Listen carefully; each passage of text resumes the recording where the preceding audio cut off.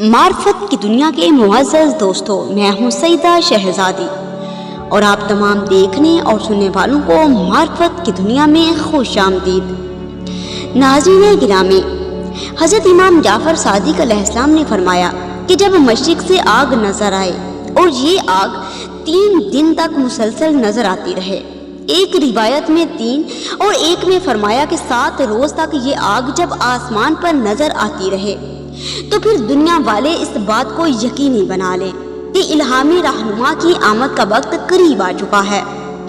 नाज़रीन गिरामी, ये कौन सी आग है जिसके बारे में इमाम अलैहिस्सलाम ने इशारा फरमाया है?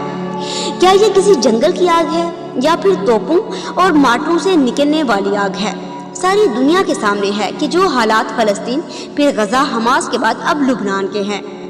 कभी आप गौर फरमाएं कि यही वो आग है जो मशरिक़ में है और इसी की तरफ इमाम अलैहिस्सलाम ने इशारा फरमाया है कि जब मशरिक़ से आग निकलेगी और ये आग अब फैल चुकी है, इस आग का एहतमाम अभी तब तक नहीं होगा जब तक ईरान में एक बादशाह सैयद अली ख़ामनेई का कत्ल नहीं हो जाता।